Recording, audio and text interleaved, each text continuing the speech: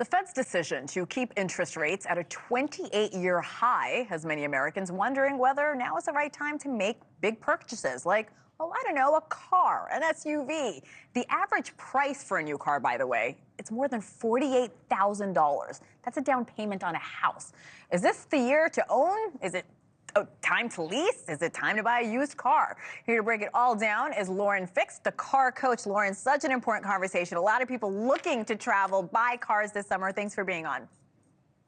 Thanks for having me back. Yeah, there's a lot of people thinking, I just got my tax return. Yeah. Should I use that money to buy a car, new or used? It's springtime. Is this the time to buy? And there's a lot of factors involved, including the interest rates and should I pay cash? I think a lot of people are very confused. The average price of a new car is almost $49,000. The average price of an electric car, $66,000. That's a lot of money. I mean, I don't care who you are. That's still a lot of money. And so a lot of people are like, do I buy used? Do I buy a certified pre-owned? So it all depends on how much you have to spend, what makes sense for you. And of course, as we always say, the best value is a certified pre-owned car and let somebody else take the depreciation. Let's talk about those high interest rates. How is it affecting the affordability of those new cars that if people don't want to buy used? Right. It makes a huge impact. I mean, you're thinking about your monthly payment can increase dramatically enough to be outside your budget. So typically what they say is 10% of your monthly income. That's 10%, not a lot, should be what your car payment is. And a lot of people think, oh, mine's 2 weeks worth of pay. You have to live too. You have to pay your mortgage or your rent and pay for food and things that happen in life, which are all more expensive. So go with that 10% rule. Now, with interest rates being what they are, before you go to the dealer and just whatever they have to offer is what there is, check with your credit union. If you're not a member, you don't have to be in many cases. There's local credit unions everywhere. Walk in, call them, check online. You can do that. There's places you can check, of course, at the dealer as well. But what I always tell people, before you make these final decisions, go to the manufacturer's website. For example, if you're going to Hyundai, you go to the Hyundai website and you find out what type of incentives they have. And there are incentives. Maybe it's a Kia Rio. So you go to the Kia website and they'll say, hey, listen, we've got a great incentive because we're getting rid of vehicles that are not going to be produced in 2025.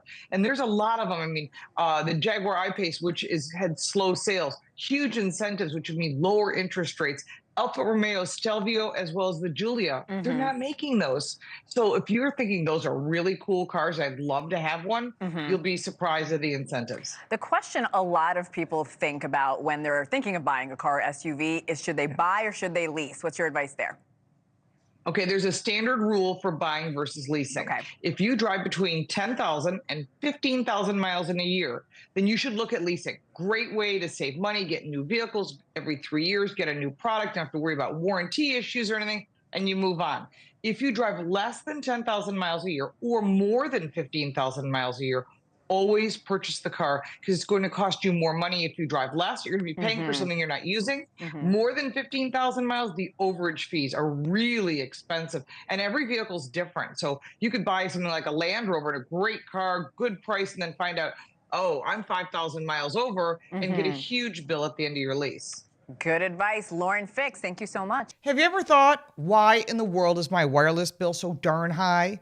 What are we paying all this money for? Speed, coverage, data, access to 5G, unlimited talk and text, mobile hotspots? We are partnering with Mint Mobile. Mint Mobile offers all of these features for as low as $15 per month. They're reimagining the wireless shopping experience and made it easy and online. No stores, no salespeople, just huge direct-to-you savings. Why should you pay more when you have access to premium wireless? Mint Mobile runs on the nation's largest 5G network. Whether you use your phone to watch YouTube, listen to podcasts, or play games, you get the same speed and performance as the big guys while connecting to Mint's network. How hard is it to switch your service? Big Wireless wants you to think it's hard, but switching to Mint is super easy. Thanks to digital eSIM cards, which most phones now have, you can sign up and activate immediately right on your phone from the comfort of your home.